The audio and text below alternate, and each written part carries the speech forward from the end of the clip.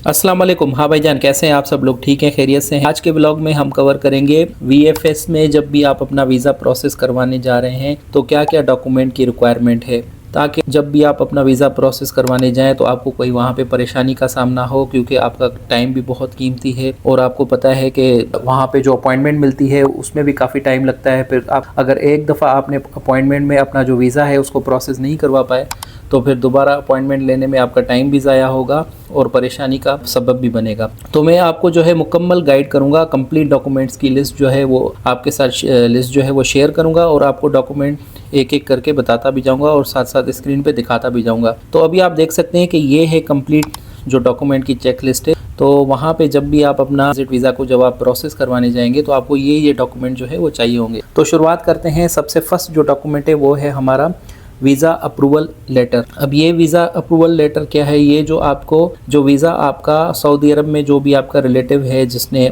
चाहे आपके हस्बैंड हैं या आपके ब्रदर हैं या आपके फादर हैं, जिन्होंने ये लेटर वहाँ से निकाला है मोफ़ा की वेबसाइट से, जो वीज़ा डॉक्यूमेंट होता है, ये आप स्क्रीन पे भी देख सकते हैं। सारे डॉक्यूमेंट मैं आपको स्क्रीन पे भी साथ साथ शो करवाऊँगा। ये लेटर आपको चाहिए होगा, ठीक है। इसकी कॉपी चाहिए होगी, प्रिंट निकाल के अपने पास रख सकते हैं। तो एक तो ये हो गया सबसे इम्पोर्टेंट। उसके बाद है सेकंड नंबर पे स्पॉन्सर इकामा कॉपी, ठीक है। जो आपके वहाँ पे जो भी आपके रिलेटिव हैं जिन्होंने आपका वीज़ा वहाँ से निकाला है, उनके सऊदी इकामा की कॉपी चाहिए होगी, ठीक है। अब यहाँ पे सब मैंने एक एक कॉपी लिखा हुआ है, आप दो दो कॉपी रखिएगा, हो सकता है कभी कभार ज़रूरत पड़ जाती है। अच्छा, उसके बाद तीसरे नंबर पे है स्पॉन्सर पासपोर्ट कॉपी, जो स्पॉन्सर हैं उनके पासपोर्ट की कॉपी। उसके बाद फोर्थ नंबर पे है स्पॉन्सर पाकिस्तानी आईडी कार्ड, उनका जो एनआईसी है उसकी कॉपी, ठीक है। चाहे नायकोब हो या एनआईसी हो, दोनों ही जो है जो भी अवेलेबल हो तो वो चल जाएगा। अच्छा, उसके बाद जो है फिफ्थ नंबर पे आता है अपशर डिटेल पेपर। अब ये अपशर डिटेल पेपर क्या है?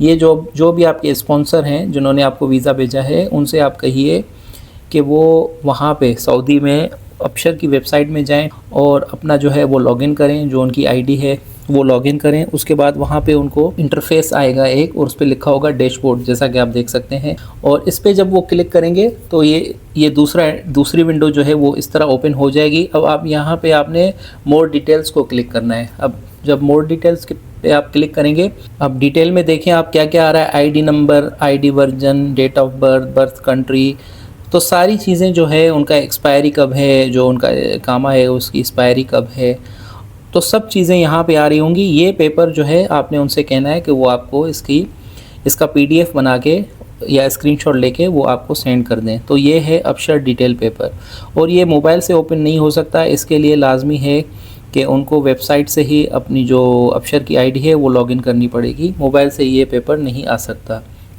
अच्छा, अब आते हैं, ये सारे डॉक्यूमेंट्स हो गए जो आपको सऊदी से आपके स्पॉन्सर प्रोवाइड करेंगे, ठीक है।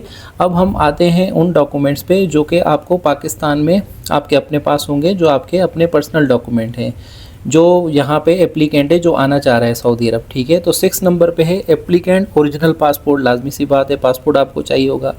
अब यहाँ पे अगर एक है तो एक, अगर जितने भी मेंबर्स हैं तो उन सबके पासपोर्ट चाहिए होंगे ओरिजिनल। और उसके बाद है 7 नंबर पे एप्लीकेंट पासपोर्ट कॉपी, उसी पासपोर्ट की आप कॉपी करवा लें, जो फ्रंट पेपर है उसकी आप कॉपी करवा लें।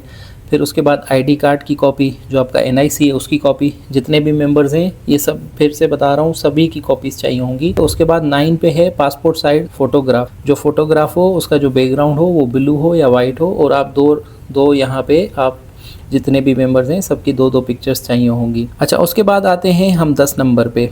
इसमें आप देख सकते हैं कि लिखा हुआ है रिलेशन, जो आपका स्पॉन्सर है उसके साथ जो रिलेशन है उसके लिए आपको अपना जो डॉक्यूमेंट वो चाहिए होगा जो प्रूफ कर सके उस रिलेशन को, जिसमें आपका ओरिजिनल मैरिज जो सर्टिफिकेट है वो भी हो सकता है, या बेफॉर्म भी हो सकता है, या एफआरसी हो सकता है, फैमिली रजिस्ट्रेशन सर्टिफिकेट कंप्यूटराइज। और ये डॉक्यूमेंट जो भी हैं ये आपको अटेस्टेड करवाने पड़ेंगे मोफा से, मिनिस्ट्री ऑफ फॉरेन अफेयर से, पाकिस्तान में ही। ये चीज़ें हो गई। अगर इसमें कोई कन्फ्यूज़न हो तो आप मुझसे कमेंट सेक्शन में पूछ सकते हैं। अच्छा, इसके बाद जो है आखिरी जो डॉक्यूमेंट है वो है जो एप्लीकेंट बिलो हैं 13 साल से, जैसे बच्चे हैं 13 साल से जो छोटे हैं तो उनके लिए लाजमी है पोलियो कार्ड, ठीक है। पोलियो कार्ड जो है अब मैंडेटरी है कि उनकी पोलियो की जो ड्रॉप्स हैं वो उन्होंने जो उनका डोज है वो कंप्लीट है तो आपको एक सर्टिफिकेट मिल जाता है। हॉस्पिटल से जाके आप वो चेक कर सकते हैं ऑनलाइन कि कौन कौन से हॉस्पिटल में ये पोलियो का सर्टिफिकेट बन जाता है, तो वहाँ से आपको ये पोलियो का सर्टिफिकेट मिल जाएगा। जिस तरह कोविड का सर्टिफिकेट मिलता है उसी तरह ये भी मिलता है, और आई थिंक अब तो ये ऑनलाइन मिलने लगा है, तो वो आप चेक कर सकते हैं। अच्छा, यहाँ पे अब मैं आखिर में एक चीज़ ऐड करता चलूँ, जितनी भी कॉपीज़ हैं उसको आपने A4 का जो पेपर है उस पर कंप्लीट निकालना है। इस तरह नहीं करना कि जैसे इकामा है तो उसकी छोटी सी कॉपी जो जितने साइज़ का NIC होता है उतनी कॉपी आपने नहीं बनानी, उसको कंप्लीट A4 पेज पे जो है, जो कंप्लीट एक पेपर होता है,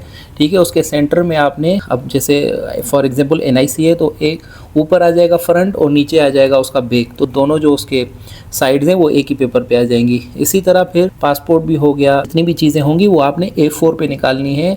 अगर आपने वहाँ आप गए और आपने उनको वो छोटी सी कॉपी को प्रोवाइड की तो वो आपसे कहेंगे आप दोबारा जाके दोबारा कॉपी बना के ले आए, तो आपका टाइम बहुत ज़ाया होगा, क्योंकि तो आपका काफ़ी टाइम बाद आपका नंबर आएगा, और फिर वरना ये होगा कि आप लाइन में एक दफ़ा जब आप वहाँ काउंटर पर पहुँचेंगे तो आपको फिर दोबारा से शुरू करना पड़ेगा, तो आपका काफ़ी टाइम ज़ाया होगा। अच्छा, दूसरा ये कि आपको जो भी अपॉइंटमेंट मिले, फॉर एग्जांपल आपको सुबह को 11 बजे की अपॉइंटमेंट है आपकी, तो आपने कोशिश करना है कि आपने 10:30 से पहले वहाँ पहुँच जाना है। 10:30 एटलीस्ट आप लाजमी वहाँ पे इन हो जाएं। जो ताशिर का ऑफिस है FTC, ठीक है, कराची की बात कर रहा हूँ मैं। तो ये थी सारी चीज़ें। उम्मीद है कि आपको, आपके लिए ये जो वीडियो है वो हेल्पफुल होगी, और कोई क्वेश्चन हो तो आप कमेंट सेक्शन में पूछ सकते हैं। अब मैं मिलूँगा आपसे एक नए इन्फॉर्मेटिव व्लॉग में, तब तक के लिए अल्लाह हाफिज़।